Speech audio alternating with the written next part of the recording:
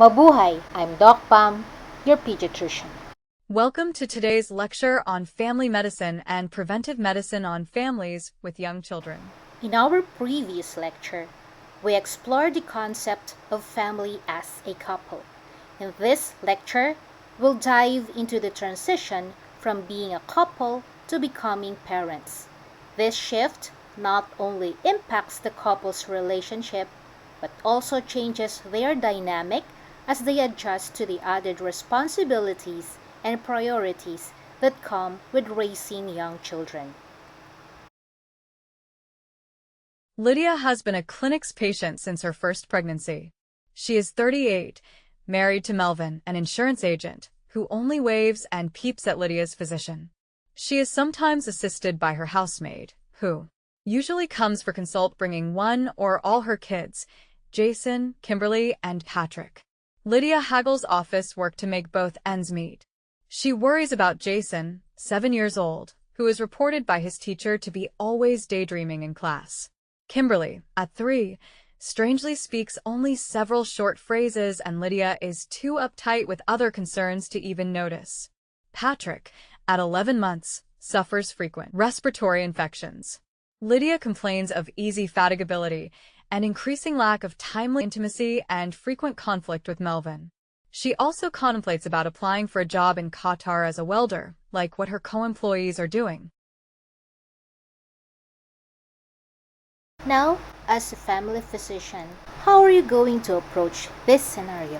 You, as a family physician, deals with two big groups. First, you deal with the parents, and second, you also deal with the child. Each member of the family influences one another. Parents' needs impact the child, just as the child's needs affect the parents. This dynamic interaction shapes the well-being of both. Focusing on the child often means parents have less time to attend to their own personal needs and nurture their relationship as a couple. The needs of the parents and the dynamics of their relationship significantly impact the child.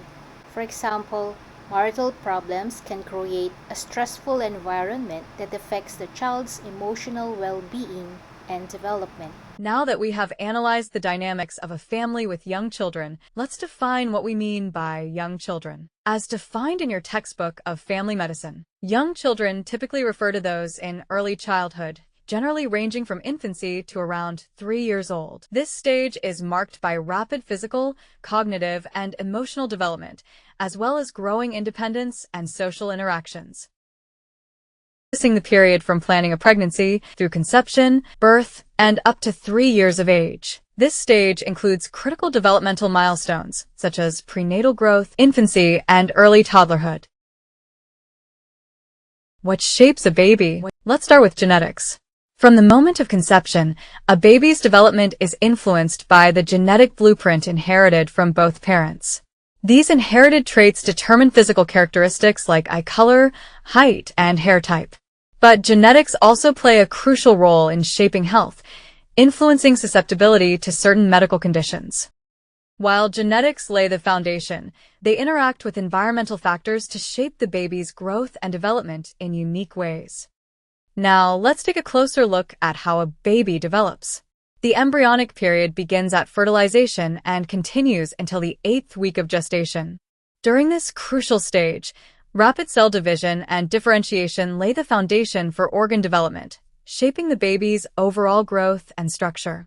As shown in this table, key developments occur during the embryonic period. The primitive neural tube forms, giving rise to the brain and spinal cord.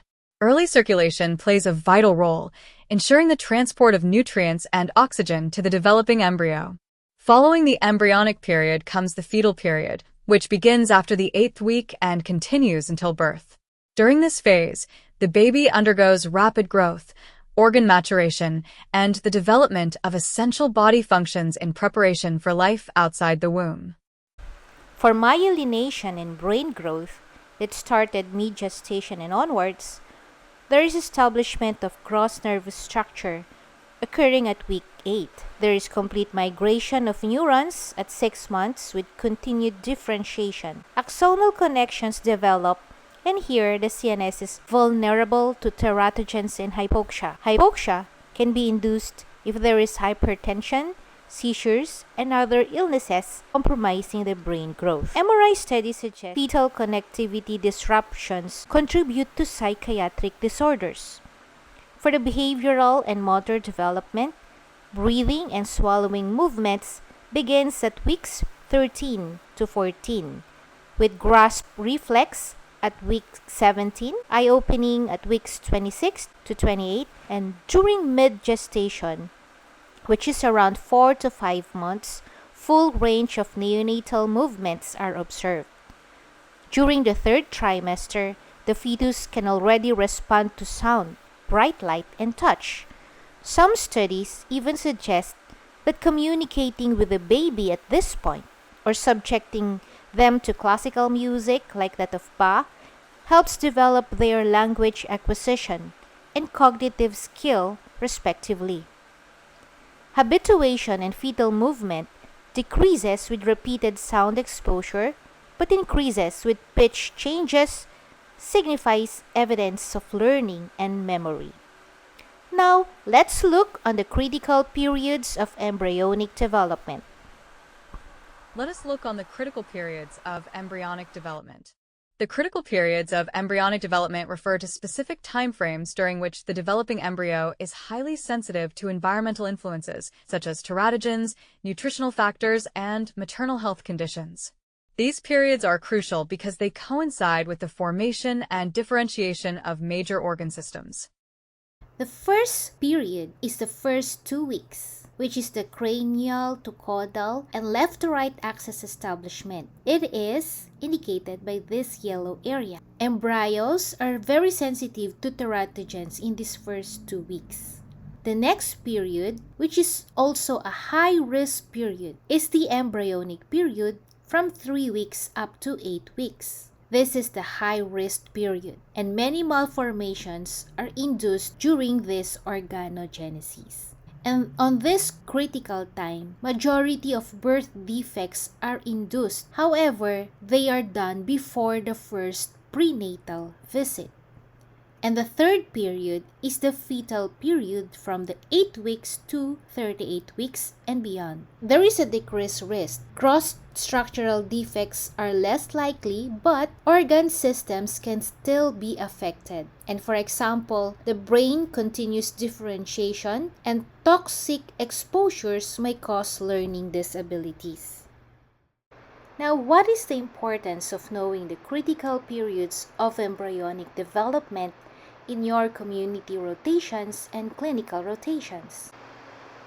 Now, after pondering on that, let us look into the different threats to fetal development. It could be some infectious agents like the toxoplasmosis, rubella, syphilis, and Zika, and some chemical drugs like mercury, nicotine, which decreases birth weight and induces neurodevelopmental issues, and other defects as seen on this slide. The fetal programmings and epigenetics also play a role. The fetal adaptations to adverse conditions would impact their lifelong health. Environmental signals can turn genes, and any maternal stress can affect the autonomic system, which could lead to children having ADHD when they come out. Now, what do you think influences fetal development beyond genetics? Maternal and paternal factors elicit psychological responses as shown on this slide.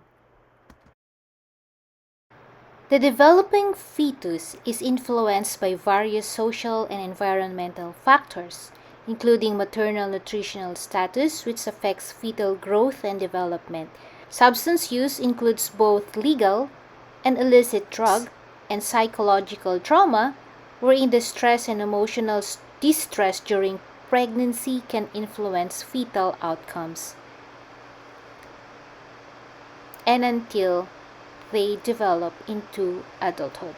We have discussed the impact of the father and the mother on the developing fetus and how these three are intercorrelated.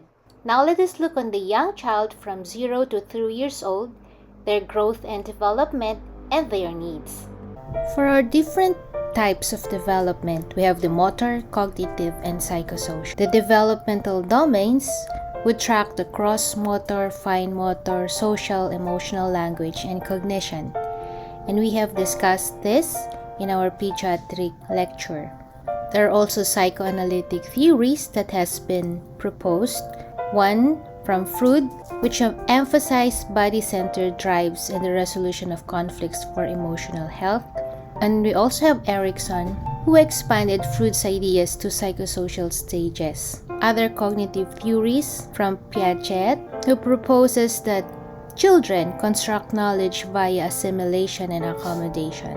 And it highlights progression from sensory motor understanding to abstract reasoning. And we have the moral development by Kohlberg, wherein there are 6 stages, which span from early egocentric morality to adolescents' understanding of fairness and justice. And then we have the behavioral theory, which focuses solely on observational behaviors. And we have the behavioral theory, which focuses solely on observational behaviors, and the behavior frequency is altered by reinforcement, either a positive or negative reinforcement. And this is often used in the health belief model. And for our developmental stages, we have the newborn stage, the infant stage, the toddler stage, preschool stage, school age, and adolescent stage. So for this lecture, our newborn is defined from 0 to 28 days or 1 month, others 1 month, and infancy would be from 1 to 12 months, and toddler would be from 1 to 3 years old. And there are key developmental areas in each stage. So for the neonatal period, we have the reflexes such as the rooting and the grasp, the sensory development for sight and hearing and touch, and sleep-wake cycles, in which I have provided handout for this, since we have already discussed it previously in another course. So for infancy, your motor skills would be rolling, sitting, crawling, and walking. And your baby would communicate through bubbling sounds or simple words such as dada, baba, and there is an attachment to caregivers, which usually peaks at 10 months, starts at 8 months, sometimes 6 months as well. And then we have the toddlerhood, which is from 1 year old to 3 years, where your fine and gross motor skills are being developed. There is also speech and language development, and here is the beginning of social play. A summary of the theories by Freud is shown on this table, from oral to anal, from your infancy to toddlerhood. And for your Erikson, infancy is basic trust versus mistrust, and your toddlerhood is autonomy versus shame and doubt. For Piaget, which is the cognitive development, your infancy and toddlerhood is both sensory motor.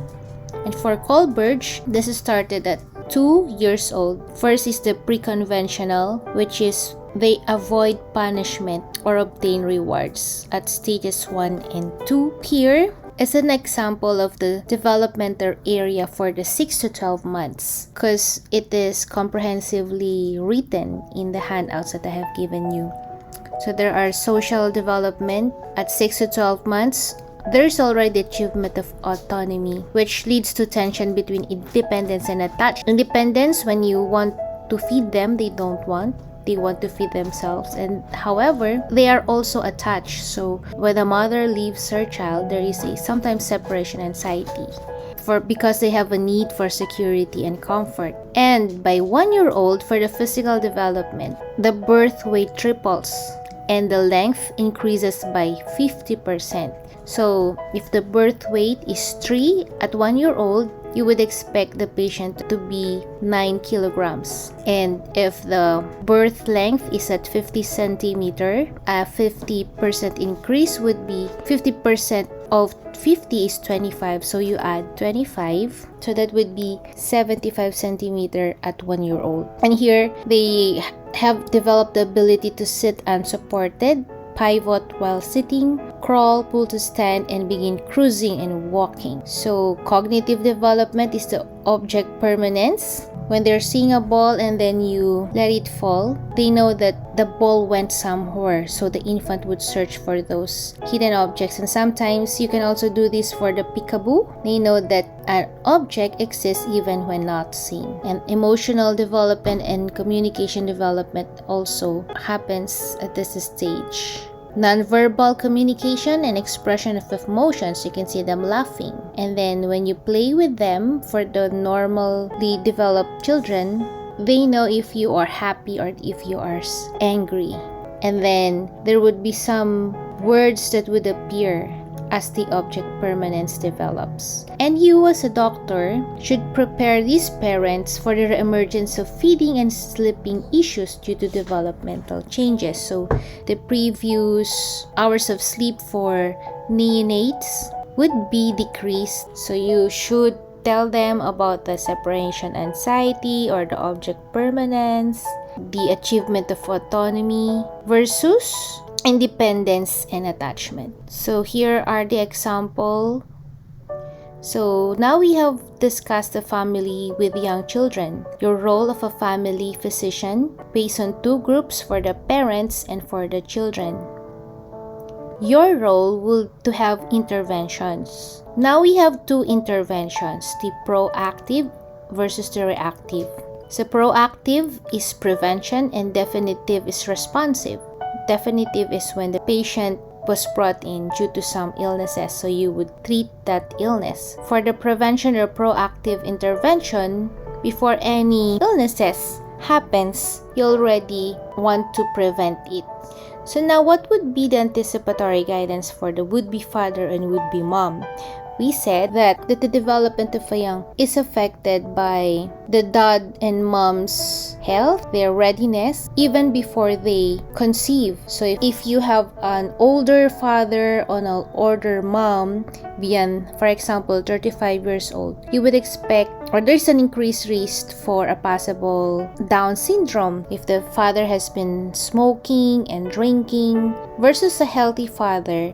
That would affect the child. So a healthy father, a healthy mother is needed to be able to have the healthy pregnancy that would bring about offspring that is healthy as well. During the pregnancy, is the mother taking the right nutrients, the right exercise and sleep or adequate sleep? So the father should be financially, emotionally, mentally, socially healthy. The mom during pregnancy should have the anti-tetanus shots, other supplements or lack of folic acid. The tendency to develop spina bifida is increased. So their diet and their lifestyle should be taken into consideration. So in different stages, you as a doctor should know what to advise a pregnant woman during pregnancy and when they are caring for toddlers. So like in the delivery or postnatal, some mothers would develop post-delivery depression. If it goes beyond 2 weeks, then it's already pathologic. So what other anticipatory guidance can you give for the mom and dad? And now for the child, what anticipatory guidance are we going to advise the parents? For proactive interventions, we have biomedical, lifestyle health, psycho-emotional health, personality and gender development, and the bonds and relationship. So let's start with each stage. For the newborn, the proactive interventions would be, as a review, your newborn hearing screening, your newborn screening, congenital heart screening, hyperbilirubinemia screening, and neurodevelopmental screening. And this was discussed before. Of course, screening also would include physical examination that is done on significant schedules, looking for any possible illnesses like jaundice or murmurs that would develop. After the physical exam, you should do the metabolic screening. As discussed before, that is scheduled after 24 hours of life, can be done a heel prick, and this is the basic information about newborn screening. And here are the metabolic disorders or organic acid disorders that are being screened in your expanded newborn screening. Also is the hearing screening, which is very crucial. Some with language developmental delay could be experiencing hearing loss, so you have to check it as well. They need to hear the words you're saying for them to be able to develop. It's important that the early detection and intervention be done before 6 months. Here is an infographic about hearing screening. And another is the congenital heart, number 3, and scheduled at 24 hours of life. A normal result is on the green side, so there should be greater than 95% in the right hand or foot and less than 3% difference between right hand and foot is normal. Okay, and there are borderline results and abnormal results, and you should be repeating it. If it remains 90 to 94% in right hand and foot, and there's a greater than 3% difference between the right hand and foot, it is borderline. And if it's less than 90% in right hand or foot, it's already abnormal.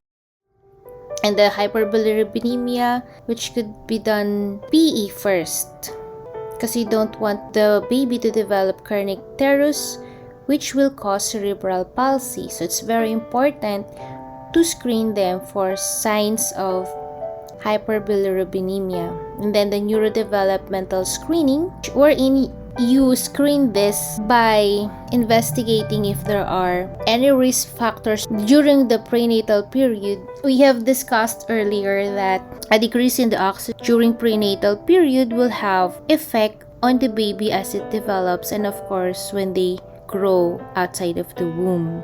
So any maternal age greater than 35 and maternal illness will have an effect on the baby as well. So those are the things you have to ask and consider. Okay, and physically prolonged labor will also decrease the oxygen going to the brain. Prematurity as well.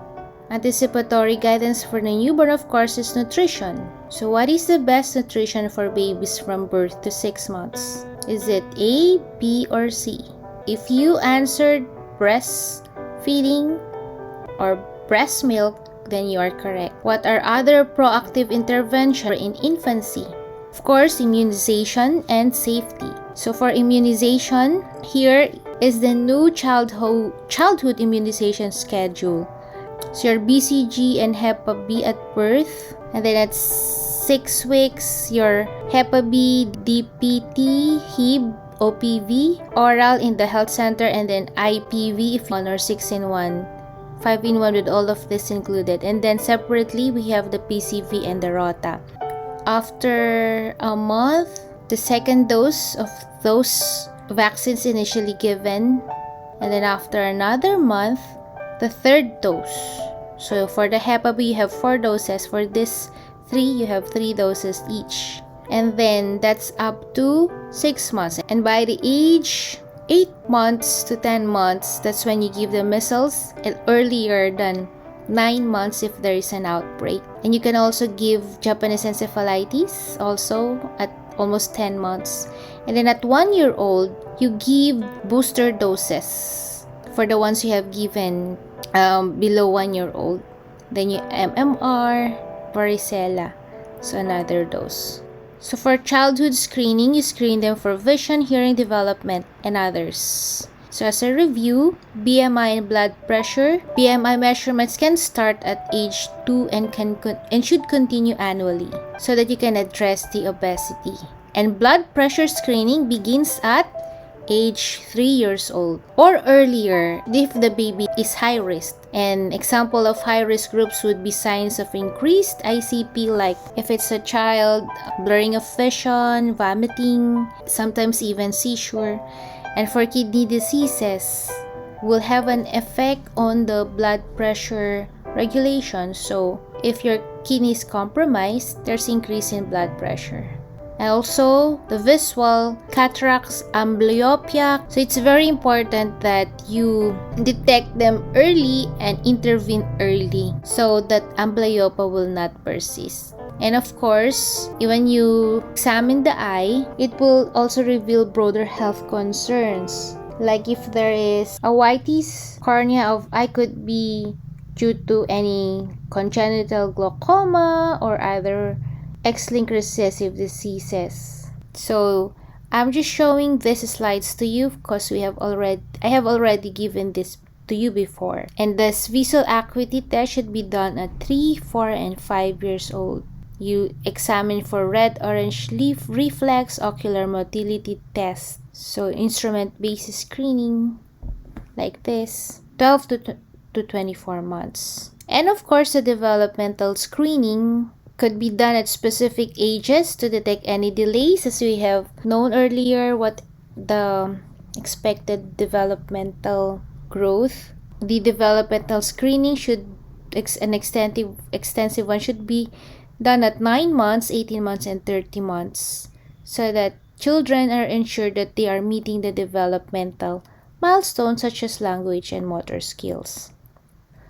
Also, we conduct autism spectrum disorder screening at 18 months and 24 months to identify early signs of autism. So we have a checklist for that. And we also screen them for anemia.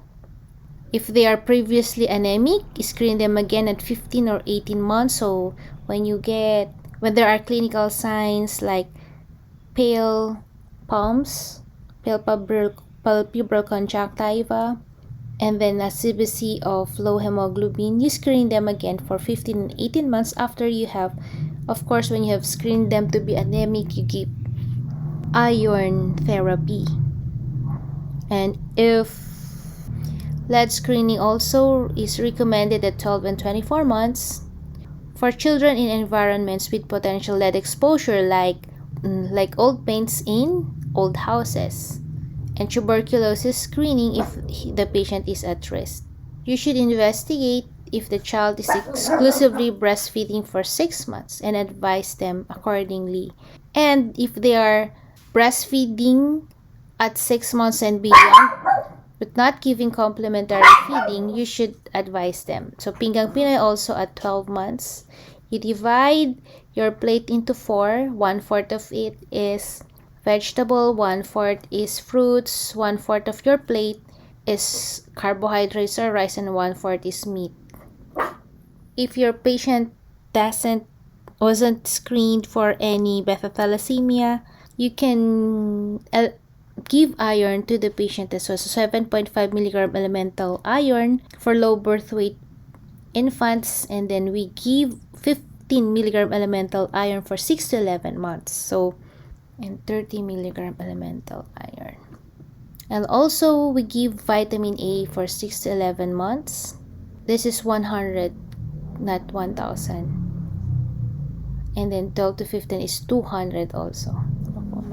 And then dental care, home oral hygiene, and use of fluorides, and deworming as well. So these are all review.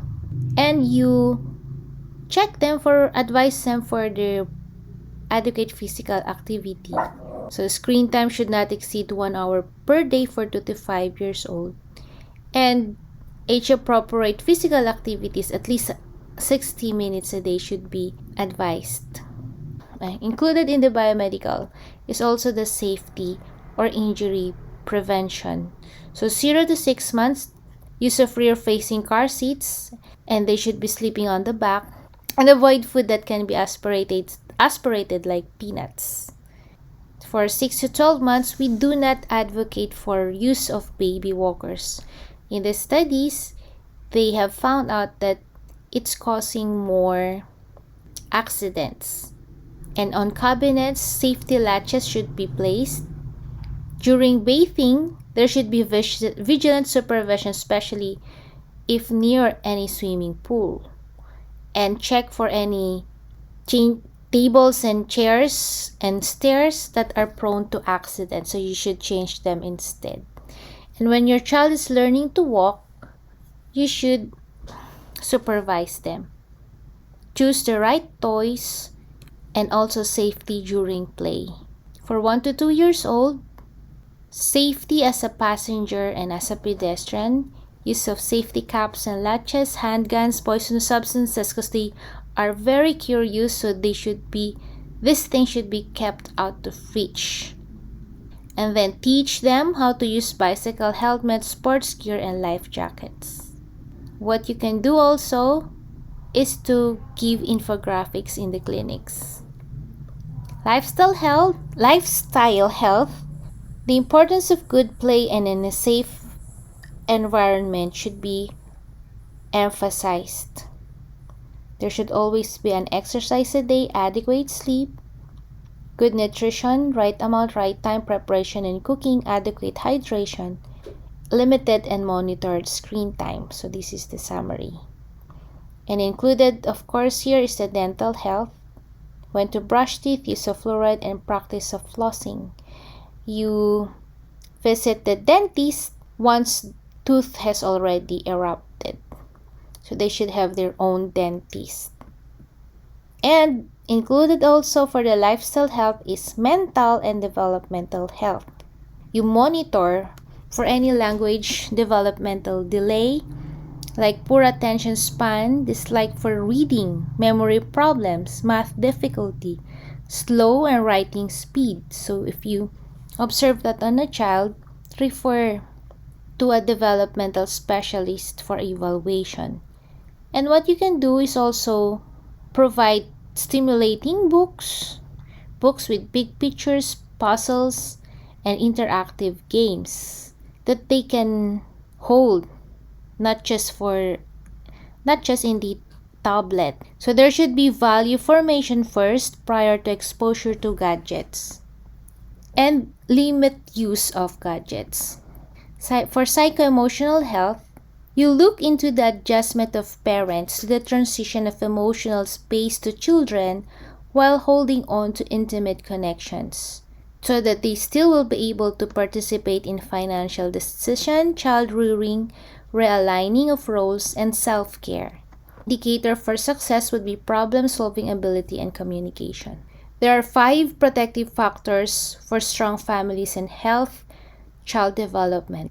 The insight about parenting and child development are acquired and natural. There is nurturing and attachment where development of trust ensued. There is parental resilience. So whatever happens, they keep on going. There is social connectedness. If a mother or a father is connected to relatives and friends, they have someone who would be accountable to them, and they also are accountable to these friends. So there should be concrete support in times of need. It's very needed. A parent should have an emotional health, and a high EQ is rooted in good parenting habits. And the school readiness is dependent on ego formation and development of self-esteem. So if they are confident, more likely they would be ready to go to school and mingle with other children. Also, you as a doctor should look for signs of sexual abuse. And also, remind them that parents should be mindful of verbal abuse as well, not just physical abuse. And for this child, personality and gender development develops. At 2 years old, gender development starts, and the personalities unfolds even during infancy and is rooted back in intrauterine life, just as we have discussed earlier during the prenatal development. So when I was catching babies during my internship and clerkship, there are babies who have a very calm temperament. Other babies are already crying so much upon delivery, but others will just be smiling and ever so calm. So even during that time, you can see that different personality already have unfolded. So when you know, you have a key to freedom. So knowing is the key to freedom of expression and normal development. Gender is more of environmental rather than than genetic. So there should be a balanced exposure to heterosexual relationship. The parental bonds and sibling relationships are also foundational. And these bonds and relationship would be able to help develop altruism and empathy if they can see it with other siblings or they can see it with their parents. And if you as a parent or you advise your parents that they should tolerate differences, maturity, and sense of responsibility. If there is a good bonding and relationship between parents and siblings, there is an increased tolerance for differences, maturity, and sense of responsibility. So what about for definitive interventions? As you are going into your clinical years, so this will be discussed in your pediatrics too. But the most common that children are being brought to your clinic would be cough and cold, pneumonia, AGE, hypersensitivity. Your assessment and treatment would be further discussed. Okay, please read your handouts. There are also the importance of knowing how to do your blood pressure and how to plot it in the graph to know it's at the 95th percentile. If it's at the 95th percentile, then your patient would be hypertensive, and this will be discussed later on. So now, how do you create your practice?